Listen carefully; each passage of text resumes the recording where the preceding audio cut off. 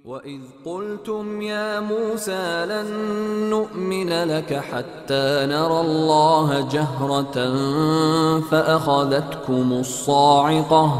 فَأَخَذَتْكُمُ الصَّاعِقَةُ وَأَنْتُمْ تَنظُرُونَ ثُمَّ بَعَثْنَاكُمْ مِنْ بَعْدِ مَوْتِكُمْ لَعَلَّكُمْ تَشْكُرُونَ. الحمد لله نحمده ونستعينه ونستغفره ونعوذ بالله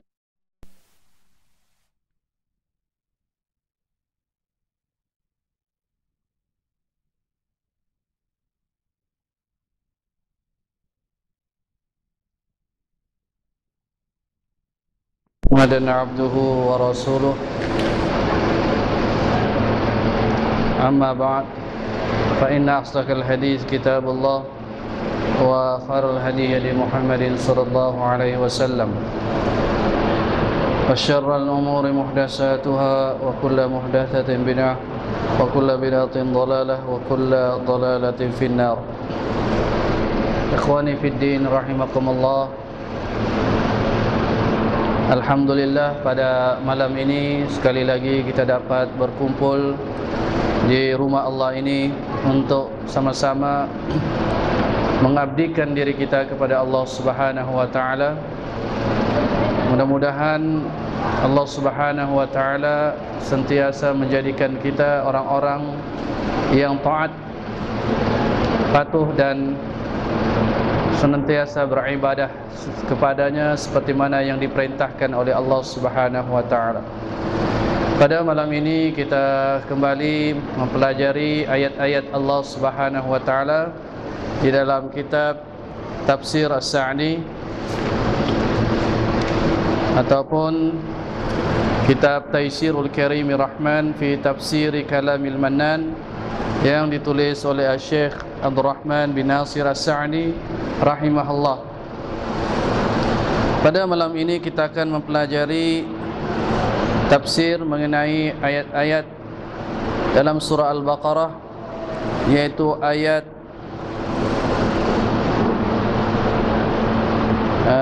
55 dan seterusnya. A'udzu billahi minasyaitonir rajim. وَإِذْ قُلْتُمْ يَا مُوسَى لَن نُّؤْمِنَ لَكَ حَتَّى نَرَى اللَّهَ جَهْرَةً فَأَخَذَتْكُمُ الصَّاعِقَةُ وَأَنْتُمْ تَنظُرُونَ ثُمَّ بَعَثْنَاكُمْ مِنْ بَعْدِ مَوْتِكُمْ لَعَلَّكُمْ تَشْكُرُونَ وَظَلَّلْنَا عَلَيْكُمُ الْغَمَامَ وَأَنزَلْنَا عَلَيْكُمُ الْمَنَّ وَالسَّلْوَىٰ كُلُوا مِنْ طَيِّبَاتِ مَا رَزَقْنَاكُمْ وَمَا ظَلَمُونَا وَلَكِنْ كَانُوا أَنفُسَهُمْ يَظْلِمُونَ.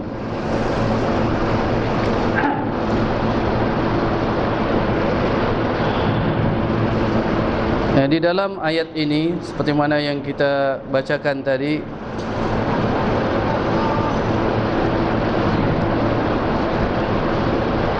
Allah Subhanahu wa taala berfirman, "Wa idz qultum ya Musa lan nu'mina laka hatta narallaha jahrah." Ini adalah pernyataan Bani Israel kepada Nabi Musa alaihi salam, yang mana mereka ini yaitu Bani Israel, Allah Subhanahu wa taala telah menganugerahkan pelbagai nikmat silih berganti, dan nikmat-nikmat Allah itu adalah nikmat-nikmat yang besar, anugerah kepada mereka. Namun mereka ini tidak mahu bersyukur, malah mereka mengkufuri akan nikmat-nikmat Allah Subhanahu wa taala. Dan ini adalah sikap mereka yang dinyatakan oleh Allah Subhanahu wa taala sebagai peringatan kepada kita agar kita tidak boleh meniru dan mengikut sikap-sikap mereka yang tidak baik itu. Di dalam ayat ini mereka seperti mana yang dinyatakan oleh Allah Subhanahu wa taala, "Wa iz qultum ya Musa." Dan Ingatlah ketika kamu berkata, yakni kaumnya Bani Israel berkata kepada Nabi Musa, "Ya Musa, lan nu'mina hatta narallaha jahra." Wahai Musa, kami tidak akan beriman kepadamu sehingga kami melihat Allah secara jelas. Ini adalah permintaan mereka, yang mana perkara ini sebenarnya adalah perkara dan persoalan yang tidak patut mereka persoalkan.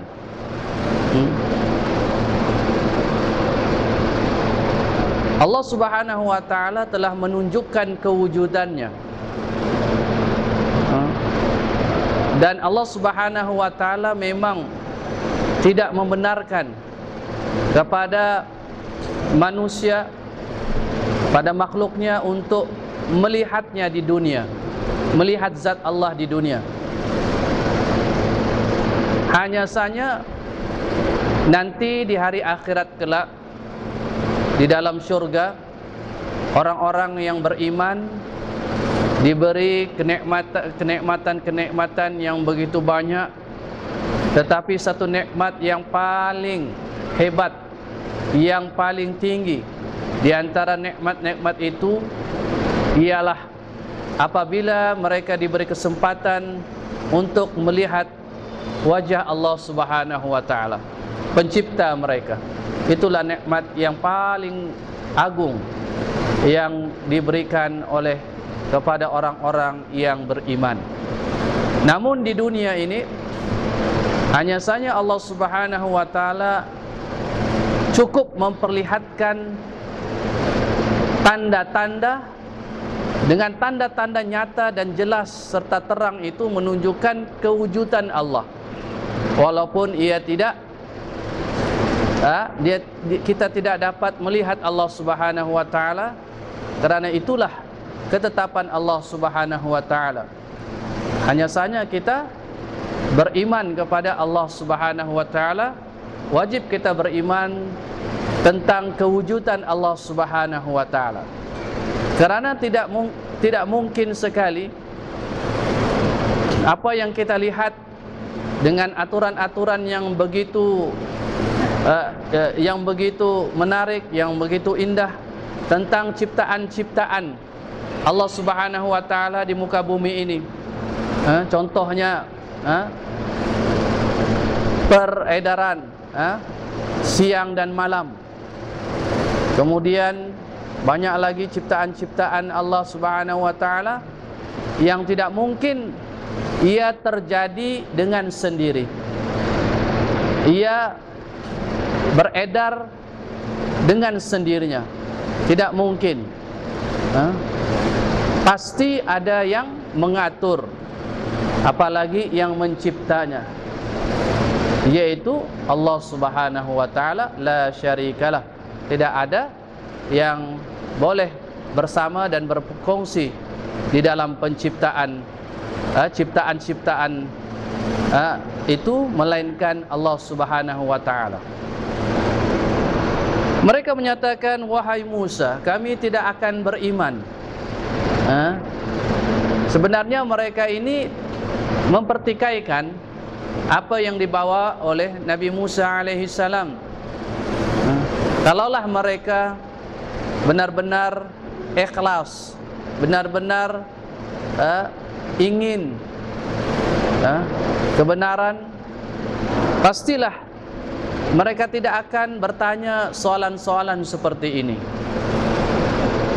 Persoalan seperti ini menunjukkan bahawa mereka mempertikaikan, mereka merendah-rendahkan, mereka meragui apa yang dibawa oleh Nabi Musa alaihi salam, sehingga mereka menyatakan, lan nu'mina laka hatta narallaha jahra. Kami tidak akan beriman kepadamu sehingga kami melihat Allah dengan nyata, dengan mata kami. Syekh rahimahullah menyatakan wa hadza ghayatul zulmi wal jur'ati 'ala Allah wa 'ala rasulih. Ini maknanya persoalan mereka ini merupakan kezaliman yang sangat jelas, kezaliman yang sangat memuncak, dan kesalahan jenayah terhadap Allah dan Rasulnya. Makanya Allah Subhanahu wa ta'ala menyatakan fa'akhazatkumus sa'iqatu wa antum tanzurun. Fa'akhazatkumus sa'iqah, lalu imma bil maut awil ghasyatil azimah, lalu Allah Subhanahu wa ta'ala menimpakan kepada mereka yang mempertikaikan, yang mempersoalkan tentang Allah Subhanahu wa ta'ala. Allah Subhanahu wa ta'ala pun fa'akhazathumus sa'iqah,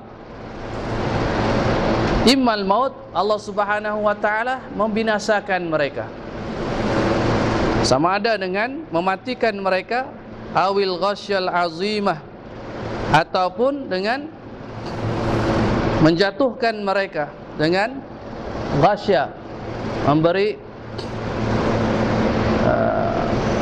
pengsan kepada mereka yang amat sangat. Wa antum tanzurun wuqu'u zalika kullu yanzuru ila sahibi, sedangkan kamu melihat, yaitu perkara itu berlaku setiap mereka melihat kepada rakannya. Lalu Allah Subhanahu wa ta'ala dalam masa yang sama, apabila mereka mempersoalkan kepada Nabi Musa, kami tidak akan beriman kepada engkau, kepada agama yang engkau bawa, sehingga kami benar-benar melihat Allah secara nyata. Lalu Allah Subhanahu wa ta'ala pada saat itu menurunkan azabnya, dan mereka menyaksikan sendiri. Fa'akhazatumus sa'iqata wa antum tanzurun, lalu Allah Subhanahu wa ta'ala menimpakan mereka suara yang amat keras, sehingga membinasakan mereka atau menjatuhkan mereka, dan mereka melihat sendiri kawan ataupun mereka yang di sampingnya yang terkena azab oleh Allah Subhanahu wa ta'ala. Summa ba'atsnakum min ba'di mautikum la'allakum tashkurun. Kemudian kami bangkitkan kamu setelah kematian kamu, mudah-mudahan kamu bersyukur.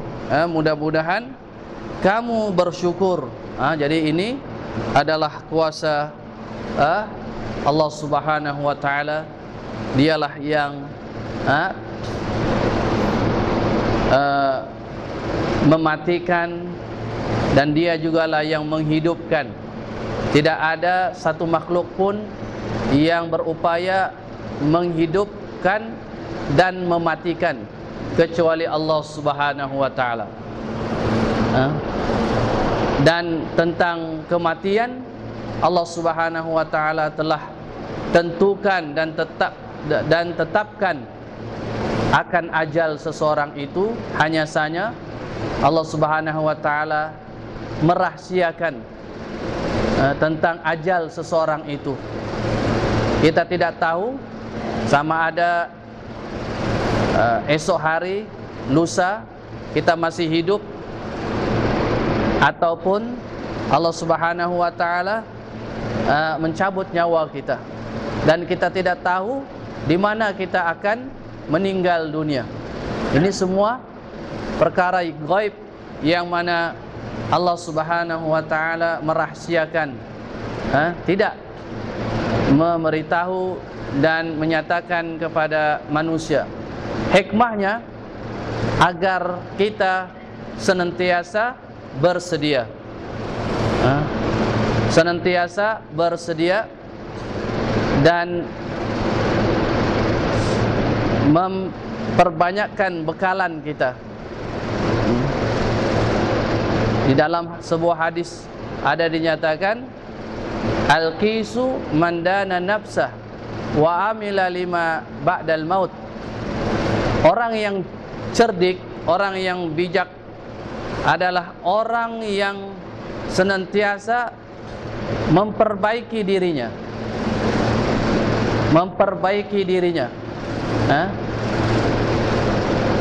Dan orang yang melakukan amalan-amalan untuk menjadi bekalannya setelah dia meninggal dunia.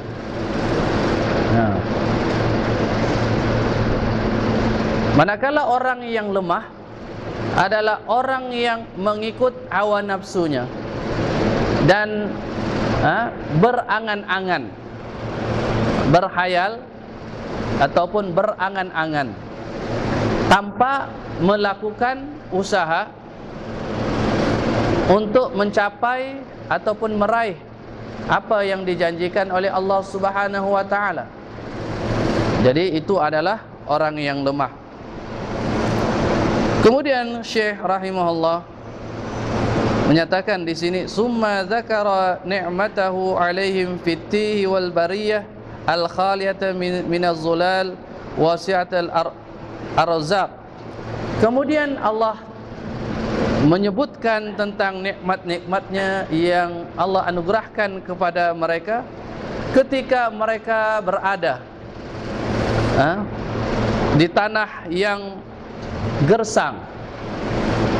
Mereka berada di tempat yang mereka tidak tahu di manakah mereka. Ketika mereka di daratan yang tidak ada naungan dan tidak ada rezeki yang mereka dapati di situ. Kemudian Allah menyebutkan nikmatnya, wa dhallalna 'alaikumul ghamama wa anzalna 'alaikumul manna wassalwa. Dan kami memberi naungan kepada kamu berupa awan ketika mereka ini berada di tanah gersang. Tidak ada makanan di sana, tidak ada minuman, tidak ada pokok tempat mereka bernaung. Kemudian Allah nyatakan, wa dhallalna 'alaikumul ghamama wa anzalna 'alaikumul manna wassalwa. Lalu kami, yakni Allah, berikan mereka naungan dan kami turunkan kepada mereka al-manna wassalwa. Al-manna maksudnya di sini wa huwa ismun jami'un likulli rizqin likulli rizqin hasanin yahsulu bila ta'bin wa minhu zanjabil wal kam'ah wal khubz wa ghairu zalik. Al-manna ini suatu hidangan ataupun satu pemberian anugerah oleh Allah Subhanahu wa taala. Al-manna di sini ialah dinyatakan ialah nama yang merangkumi semua rezeki yang baik yang diperolehi tanpa bersusah payah, tanpa berpenat-penat. Di antaranya az-zanjabil, Allah anugerahkan mereka, berikan ketika itu tanpa mereka menanam, terus ada ditumbuhkan, diberikan az-zanjabil, halia, cendawan, roti dan yang seumpamanya. Inilah nikmat yang Allah anugerahkan kepada mereka. Bayangkan ketika itu mereka berada di tanah yang gersang, tidak ada tumbuh-tumbuhan, tidak ada pokok-pokok untuk mereka bernaung. Tiba-tiba Allah Subhanahu wa taala menurunkan makanan yang sangat mereka perlukan ketika itu. Wassalwa, wassalwa ini ialah ta'irun saghirun yuqalu lahu as-samani tibul lahm. Fa kana yanzilu alaihi minal manni wassalwa wa ma yakfihim wa yuqituhum. As-salwa pula ialah sejenis burung yang kecil yang dia dipanggil oleh orang Arab sebagai samani.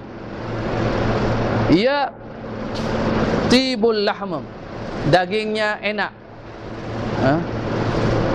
Fakana yanzilu alaihim, Allah Subhanahu wa taala menurunkan kepada mereka al-manna, yaitu tadi maknanya al-manna ialah rezeki yang baik tanpa mereka bersusah payah, berpenat-penat. Makanan itu muncul di hadapan mereka. Dan juga as-salwa, yaitu burung yang mempunyai daging yang enak, yang sedap rasanya. Ma yakfihim wa yuqitum, yang mana makanan-makanan itu dapat memberi kecukupan kepada mereka. Dapat maknanya memberi tenaga, kekuatan untuk mereka meneruskan hidup. Ini di antara nikmat yang Allah anugerahkan kepada mereka. Kulu min thayyibati ma razaqnakum wa ma zalamuna walakin kanu anfusahum yazlimun. Allah Subhanahu wa taala pun menyatakan kepada mereka, kulu min thayyibati ma razaqnakum, makanlah kamu dari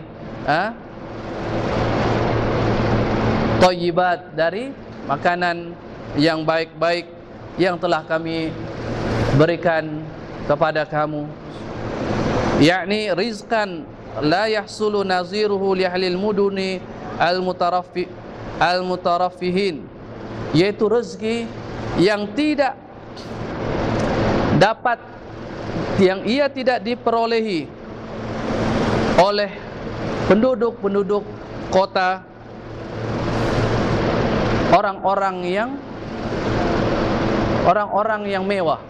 Maknanya makanan itu adalah makanan yang sangat baik dan ia tidak pernah didapati oleh orang-orang kota dan orang-orang yang mewah. Maknanya ialah makanan itu adalah makanan yang terbaik yang Allah turunkan daripada langit, yaitu al-manna was-salwa. Falam yashkuru hadhihi an-ni'am wastamarru ala qasawatil qulubi wa kasratiz dzunub. Jadi tujuan Allah Subhanahu wa taala menurunkan rezeki, walaupun ini ditujukan kepada Bani Israel, tetapi juga sebenarnya ditujukan kepada semua umat manusia. Seperti kita, alhamdulillah Allah anugerahkan kita pelbagai rezeki, pelbagai kesenangan, kemudahan, sehingga kita dapat meneruskan hidup ini. Kita dapat memenuhi keperluan kita, kita dapat makan, kita dapat minum, kita dapat bernapas, kita dapat berjalan, dan sebagainya. Itu merupakan kurnia ataupun rezeki dari Allah Subhanahu wa taala, supaya manusia ini bersyukur kepada Allah. Kalaulah seseorang itu memberi kebaikan kepada kita, kemudian kita tidak mengucapkan terima kasih, kita ambil kemudian kita lari, kita tidak menoleh kepada dia, apakah perasaan orang yang memberikan kebaikan itu kepada kita? Bagaimana yang memberikan nyawa kehidupan kita di dunia ini sehingga kita dapat hidup di dunia ini, yaitu Allah Subhanahu wa taala. Bagaimana kita tidak bersyukur kepadanya? Bagaimana akibatnya? Makanya Allah Subhanahu wa taala menyatakan di dalam beberapa ayat, di antaranya Allah menyatakan, wa iz ta'azzana rabbukum la in syakartum la azidannakum wa la in kafartum inna azabi lasyadid. Dan ingatlah ketika Allah memberitakan kepada kamu, sekiranya kamu mensyukuri akan nikmatku, maka aku akan tambah nikmat-nikmatku. Dan sekiranya kepada kamu, dan sekiranya kamu kufur, akan nikmat-nikmatku, maka ketahuilah bahawa azabku amatlah dahsyat. Jadi ini peringatan. Apa yang kita kecapi, apa yang kita nikmati sebenarnya adalah ujian dari Allah Subhanahu wa taala, sama ada kita bersyukur seperti mana yang diperintahkan oleh Allah ataupun kita kufur. Tetapi dalam ayat ini kaum Bani Israel, walaupun mereka diberikan nikmat yang sangat hebat itu, diturunkan daripada langit tanpa mereka bersusah payah, berpenat-penat, kemudian serta-merta makanan itu ada di hadapan mereka, mereka pun dapat menikmati.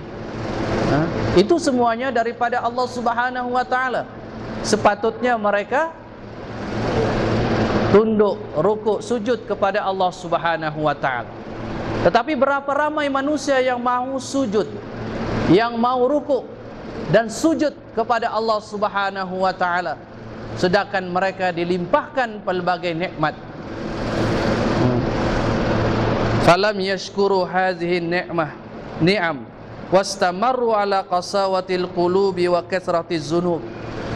Lalu mereka tidak mahu mensyukuri, yaitu kaum Bani Israel ini. Ini ingatan juga kepada kita, walaupun ayat ini ditujukan kepada Bani Israel, tetapi sebenarnya ia juga ditujukan kepada semua umat manusia, agar mereka mengingati dan mensyukuri akan kurnia-kurnia Allah. Mereka, yaitu kaum Bani Israel ini, mereka tidak mensyukuri nikmat-nikmat ini, dan mereka terus ala qasawatil qulub, terus dengan sikap keras hati mereka, keras sikap hati mereka untuk menerima apa yang dibawa oleh Nabi Musa alaihissalam. Mereka tidak mau menerima, mereka menolak apa yang dibawa oleh Nabi Musa alaihissalam. Wa kasratuz zunub, dan mereka terus memperbanyakkan dosa. Jadi nikmat yang Allah anugerahkan itu mereka gunakan untuk melakukan dosa, untuk melakukan maksiat kepada Allah Subhanahu wa taala. Maka ini tidaklah patut mereka lakukan, dan Allah mengingatkan bahawasanya apabila mereka kufur akan nikmat Allah, maka tentulah mereka akan menerima azab yang amat dahsyat dari Allah Subhanahu wa taala. Wa ma zalamuna walakin kanu anfusahum yazlimun.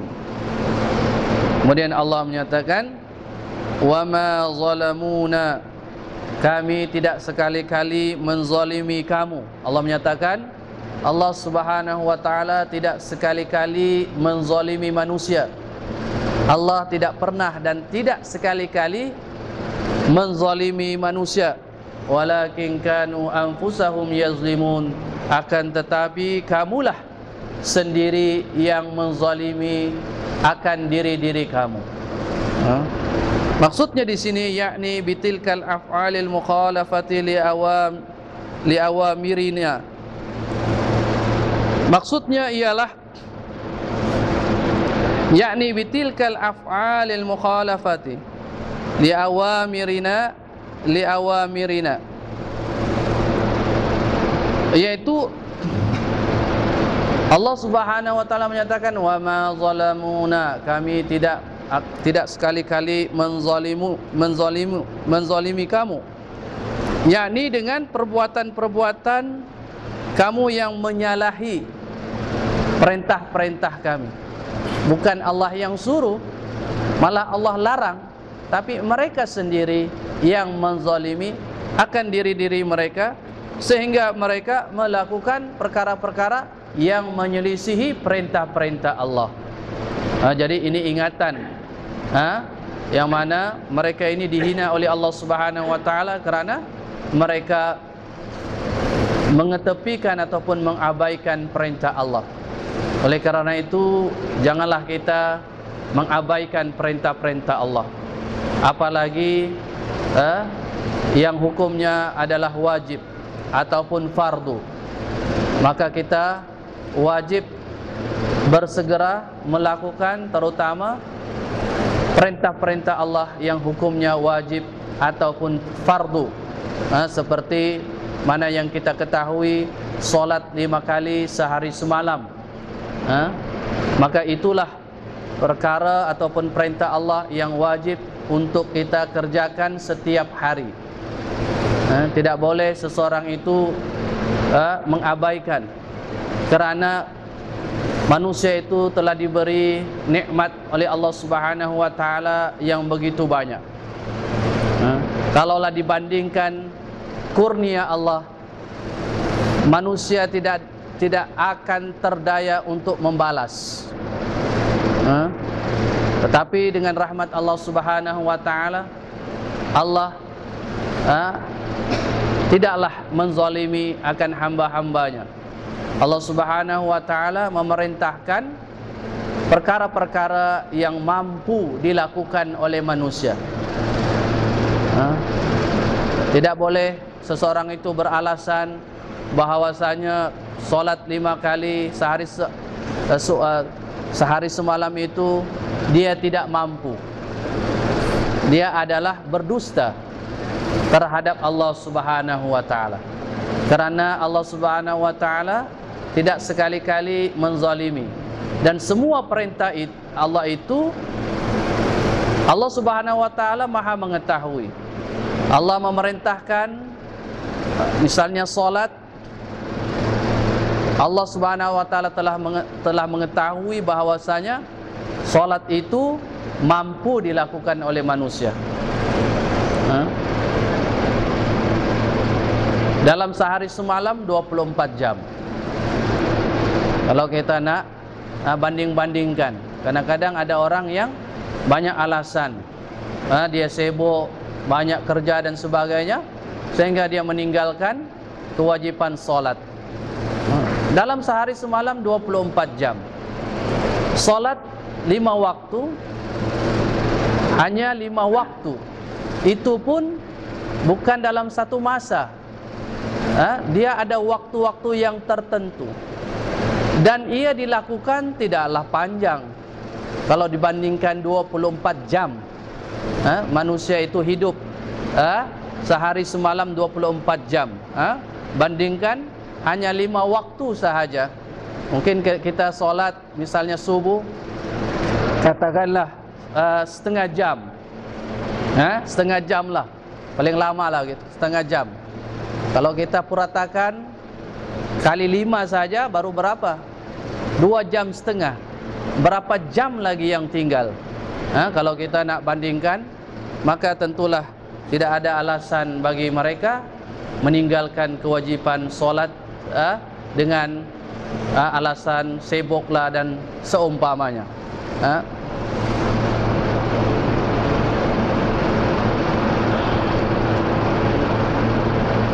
Lianna Allah la tadurru ma'siyatal 'asin kama la tamhu ta'atut ta'iin. Karena Allah Subhanahu wa taala tidaklah memudaratkannya orang yang berbuat maksiat kepadanya. Walaupun semua orang melakukan maksiat, tidak mengurangi sedikit pun kekuasaan Allah. Begitu juga seperti mana juga tidaklah memberi manfaat kepada Allah orang-orang yang mentaatinya. Kalau misalnya semua manusia mentaati Allah, tidak akan menambah ataupun mengurangi kekuasaan Allah Subhanahu wa taala. Maknanya di sini ialah kebaikan itu adalah untuk manusia. Allah menyuruh kita salat untuk kebaikan kita. Bukan Allah perlukan kebaikan itu, Allah itu maha kaya. Yang Allah suruh, perintahkan itu adalah kembali kebaikan itu kepada manusia. Dan semua perintah Allah itu dan semua larangan Allah itu mengandungi kebaikan. Tidak ada satu pun perintah Allah ataupun larangan Allah. Misalnya Allah melarang minum arak. Tidak ada. Itu adalah suatu kebaikan kepada manusia itu.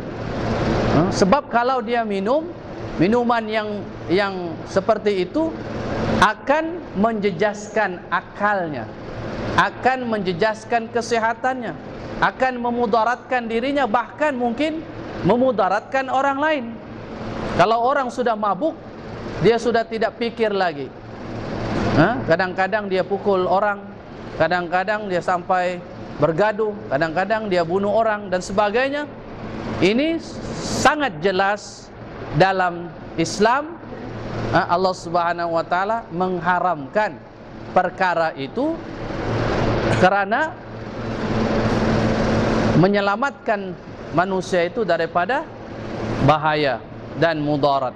Maknanya semuanya mengandungi kebaikan, sama ada perintah-perintah Allah ataupun larangan-larangan Allah.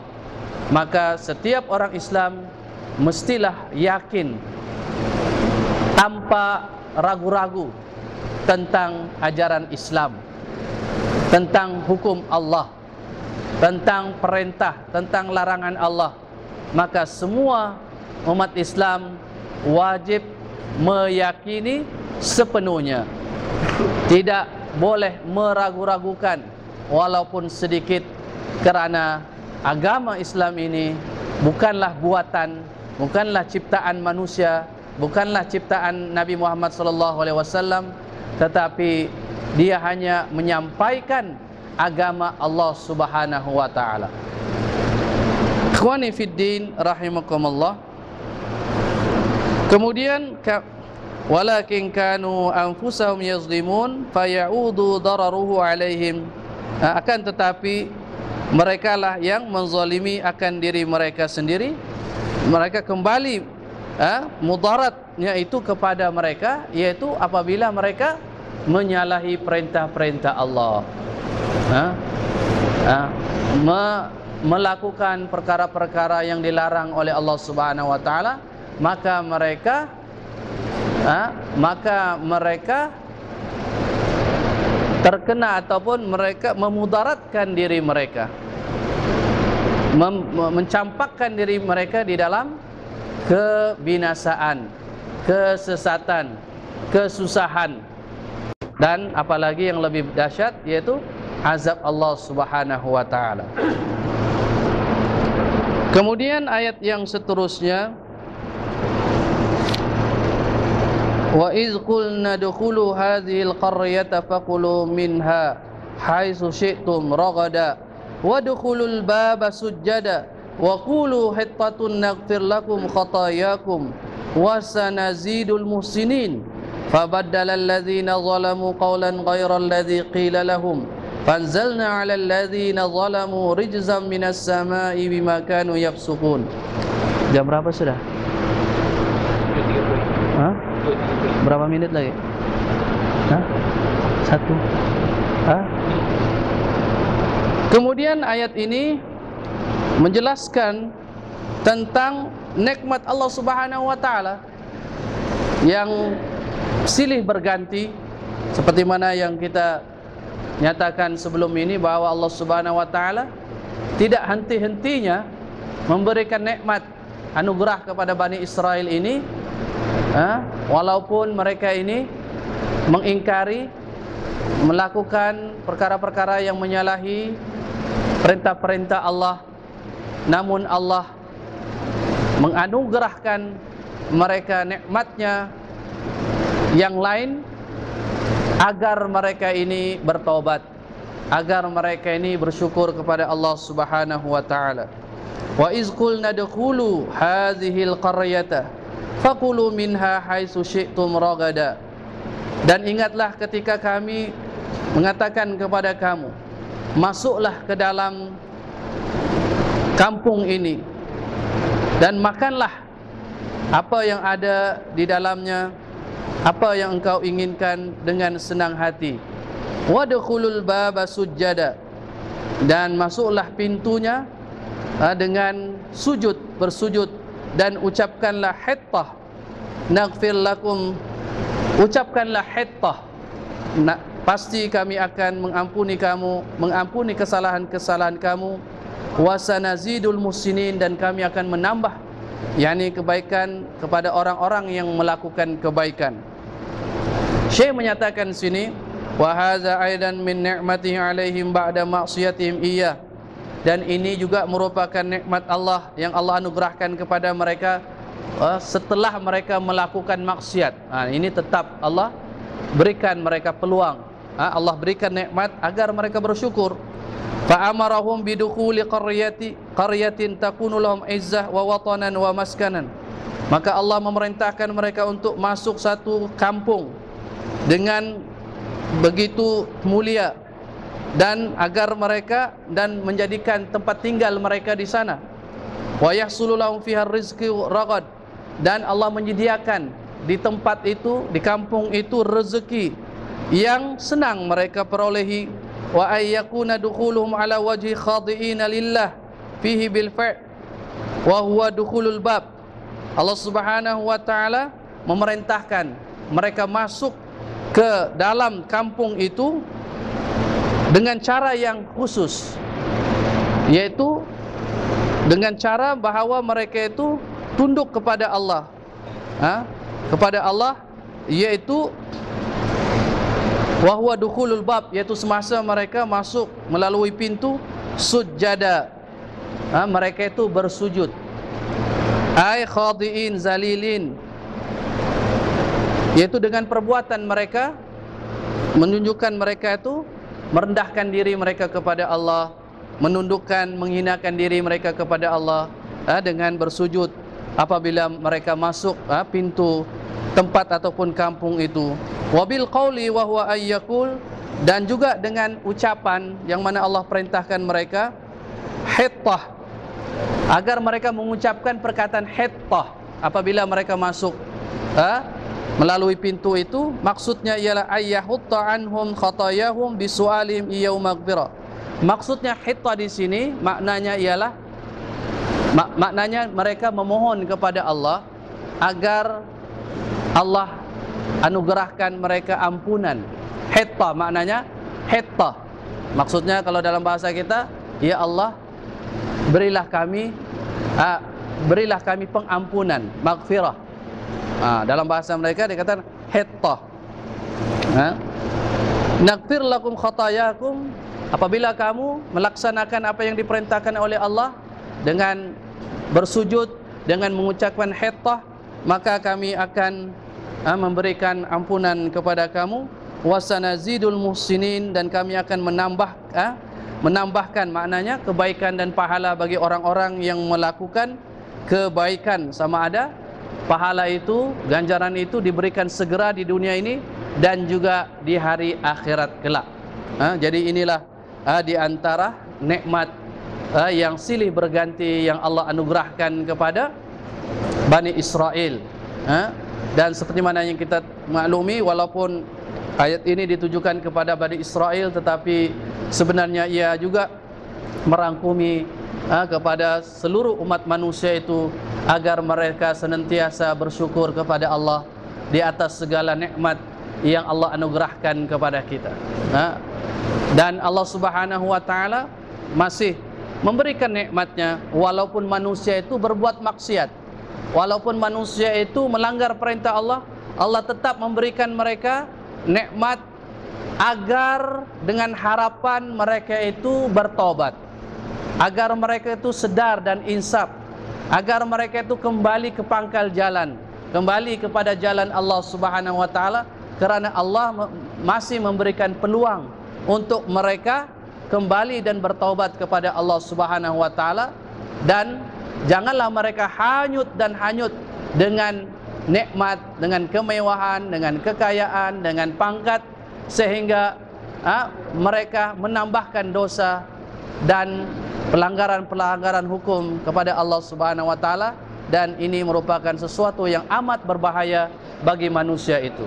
Untuk ini yang dapat kita sampaikan kuliah tafsir kita pada malam ini. Mudah-mudahan sedikit sebanyak apa yang kita pelajari pada malam ini dapat memberikan ilmu yang bermanfaat kepada kita, dan mudah-mudahan Allah Subhanahu wa taala senantiasa memberikan keistiqamah kepada kita sehingga kita dapat meneruskan tugas kita sebagai hamba-hambanya di muka bumi ini, yaitu beribadah kepadanya.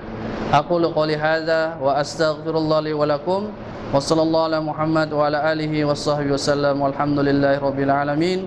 Wassalamu alaikum warahmatullahi wabarakatuh. وَإِذْ قُلْتُمْ يَا مُوسَى لَن نُّؤْمِنَ لَكَ حَتَّى نَرَى اللَّهَ جَهْرَةً فَأَخَذَتْكُمُ الصَّاعِقَةُ وَأَنْتُمْ تَنظُرُونَ ثُمَّ بَعَثْنَاكُمْ مِنْ بَعْدِ مَوْتِكُمْ لَعَلَّكُمْ تَشْكُرُونَ